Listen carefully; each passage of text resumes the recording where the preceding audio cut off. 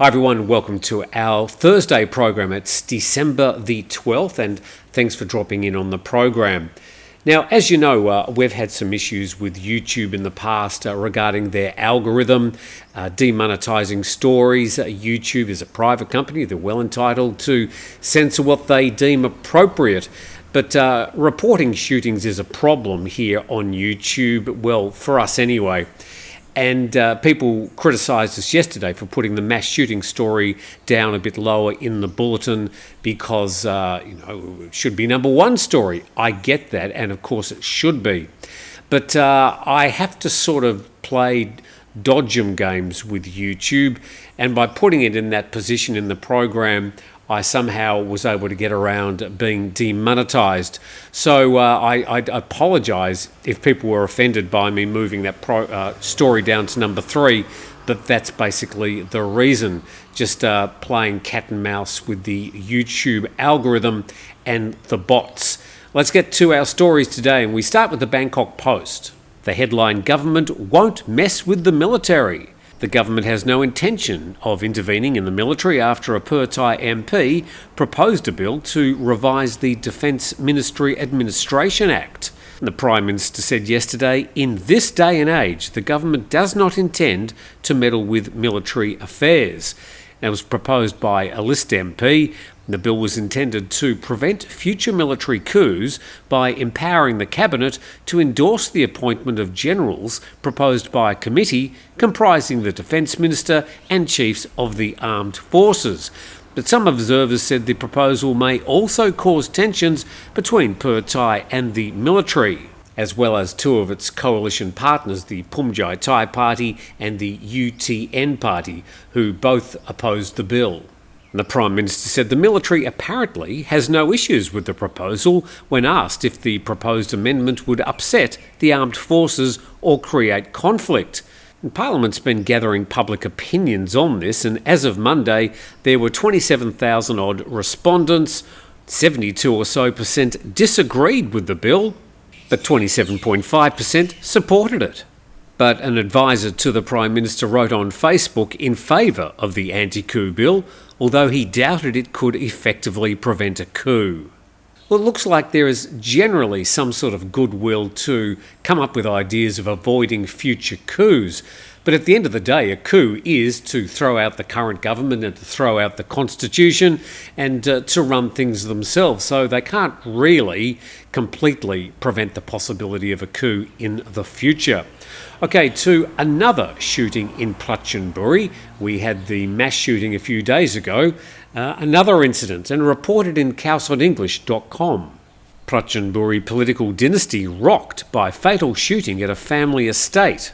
Violence erupted in Thailand's local politics once again as a prominent figure was fatally shot at the residence of a powerful political family in Prachin Buri province. 48-year-old Chaimet Sitisanit Pong, better known as Sojo Tong, was found dead from gunshot wounds at the mansion belonging to Asunton Wiliwon, 85-year-old, the current chairman of the Prachin Buri Provincial Administration, and his daughter. She was a deputy education minister under the Prayut government, and they're both members of the Phunjai Thai Party. And police responded to reports of gunfire at approximately 8:20 last night. Upon arrival, they found the victim's body at the top of a second-floor staircase. More than 10 bullet casings were scattered along the stairs. 2 weapons were recovered at the scene. The shooting occurred following a heated meeting to discuss potential candidates for the upcoming Provincial Council election. According to witnesses, Sojo Tong, who was Sunton's adopted son and right-hand man as well as a well-known boxing promoter, left the meeting after disagreements arose but later returned, shortly after multiple gunshots were heard. And police have detained 7 suspects, and initial investigations suggest the shooting stemmed from an intense argument over the provincial candidate selection. The photos there of the 85-year-old being taken into custody. Doesn't look 85. And police say while preliminary findings point to local political conflicts, they're investigating all possible angles. The case will be handled strictly according to the law, regardless of the suspect's status or influence. I'm not sure why they have to keep on saying that. But we go to the front page of the Bangkok Post today, all the latest stories, not a single story about this incident up in Prachin Buri.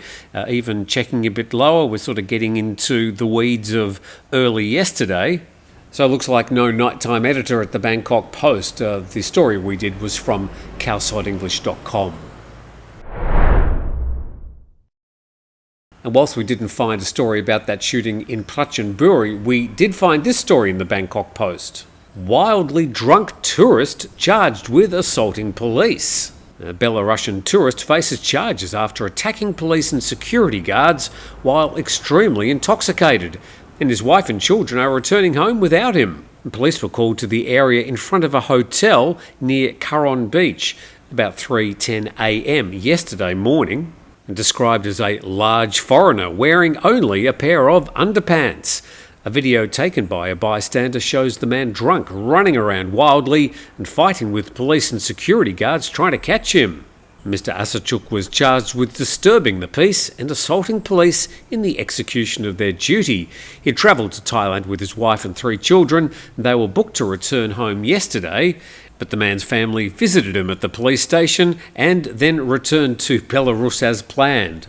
Well, goodness gracious, I would have returned home without him too. It was filmed by a Thai person outside the hotel. Eventually, the police did subdue him. I'm sure he'll be assisting the police with their inquiries as he wakes up in the cell today.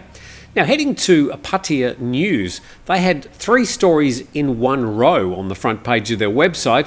I thought they were all quite interesting, so let's do all 3. We got 40 people testing positive for illegal drugs, used condoms found near a railway station, and Pattaya takes action against homelessness. All 3 neatly in a row. Let's go to the first one. 40 people tested positive for illegal drugs in Pattaya raid. Well, there has been somewhat of a crackdown on people getting together to enjoy illicit drugs. Seems there are plenty of them around town. And more than 50 police officers raided Soi Jomtiem 2 and 3, and the raid followed after police received complaints from concerned citizens that many drug users were gathering in the area. 40 of them tested positive on urine tests for illegal drugs. Police also seized a total of 40 methamphetamine pills and 5 grams of crystal meth. They were all taken back to the Pattaya City Police Station. And to the next story, used condoms found near railway station, raising concerns about the family-friendly image of Pattaya. And concerned residents contacted the Pattaya News because they found several used condoms scattered on the ground near a pile of railway pillows at the Pattaya railway station's multi-purpose area. And the residents were concerned that the area could become a breeding ground for infectious diseases and negatively affect the city's image as a family-friendly tourist destination. Well, I'm sorry, but that horse has bolted about 30 years ago. And just by looking at it, I'm not really sure if many tourists are going to be hanging around this area. The residents suspected that groups of people had been using the area for sexual activity and discarding their condoms afterwards. They called on relevant authorities to investigate the issue to protect the nearby community and the city's image. Which takes us to the third story. Pattaya takes action against homelessness and begging on the beachfront. And the focus was on the Nong Or community following complaints from local residents about groups of homeless people causing disturbances by gathering, drinking and acting aggressively. However, the officials only found one homeless person in the area, as others had reported moving elsewhere in Pattaya. The team then moved to Pattaya Beach Road, where they discovered a large group of homeless people and beggars sleeping and sitting on sidewalks along the beachfront. 4 homeless individuals were identified and taken to Pattaya Police Station for further documentation and assistance programs. And the Deputy Mayor again stated that homeless people negatively impact Pattaya's image as a world-class tourist destination. Well, making a comment like that to the media rather than perhaps any sympathy about the plight of the people or what put them there in the first place. Anyway, 3 stories in a row there from Pattaya, and thepattaya.news.com. Great job done by Adam and the team. So that's about it. Looks like Daisy's dropped in just to check on the editorial content of today's program. Please subscribe to the channel. Please support the channel because I've got to buy all this dog food. And we look forward to seeing you again for the last day of the working week tomorrow.